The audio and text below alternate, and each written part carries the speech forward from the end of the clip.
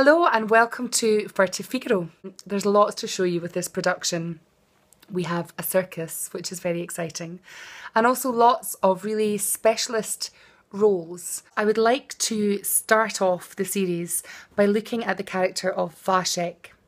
Vašek has a stammer, and it's a subject matter that fascinates me and is very close to my heart because my grandpa suffered from a very bad stammer throughout his life. As a fellow singer, I am fascinated to know what preparation Nicholas Watts, our Vašek, had to put in order to portray this very vulnerable character.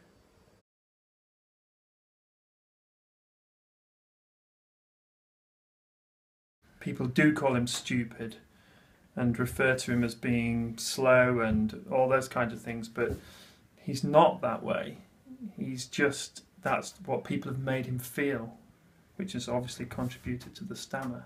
You know, if you have a problem with a certain word, then you would try and replace it with a different word, but it takes you time to think what you're going to say before you say it. For instance, most people stammer on a consonant, and they have particular consonants that they stammer on, which are a problem for them, so they have to kind of divert themselves from that. So from that point of view, I had to pick out certain consonants that I would then use as a stammer for this role. The obvious ones are m for mother, and marry, because he's scared of getting married and his mother's a bit of a bully to him. I am sick with worry.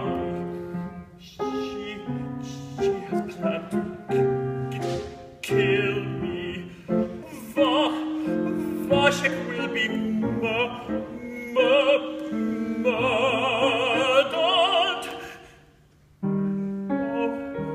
Oh, he will suffer. I mean, sort of from a vocal point of view, the way I've tried to approach it is this idea of there being kind of a blockage. So you're trying to get the word out, and then it all just kind of comes out in one go.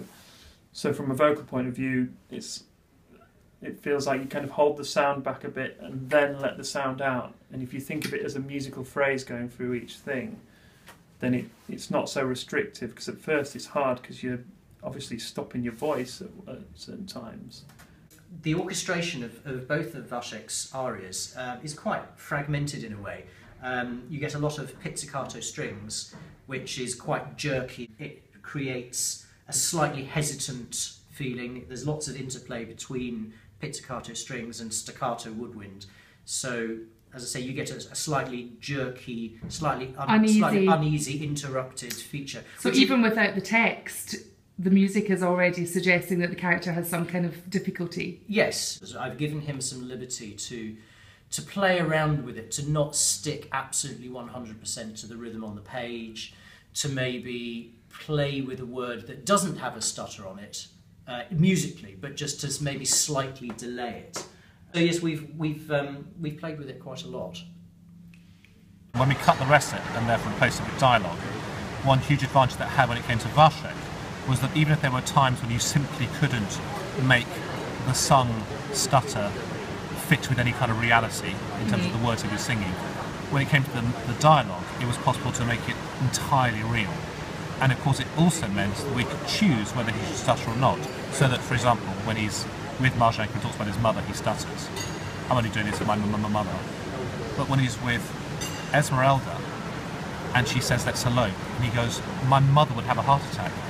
He's so relaxed with her, so happy, so under free of pressure.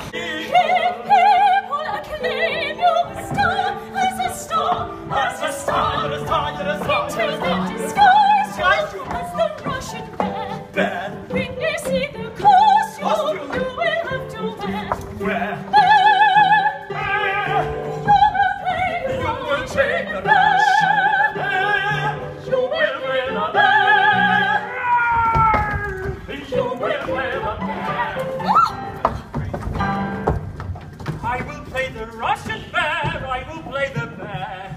I will play the Russian bear, I will play the... Hello? Esmeralda?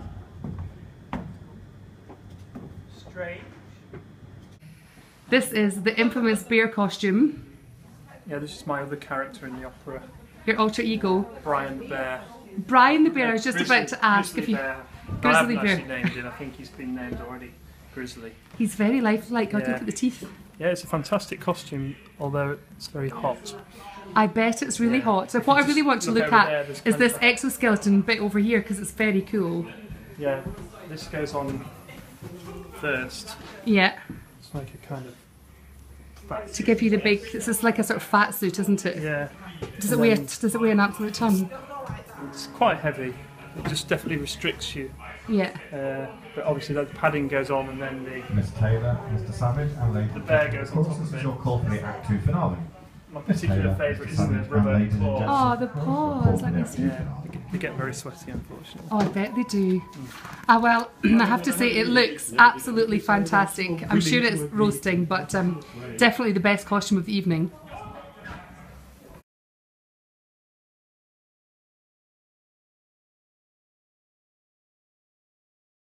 That bear costume, I think, costs as much as the rest of the costumes put together, and it's on stage for about 30 seconds, but it's absolutely vital.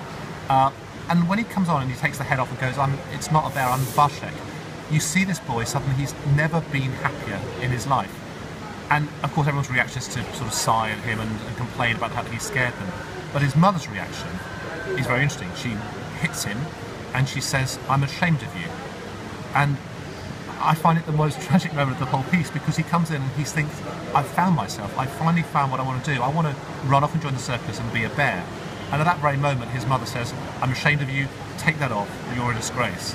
And his bubble is popped and you can see him shrivel in front of your eyes, and it's the most sort of sad pre-ending before the sort of happy finale of Mařenka and Jeník.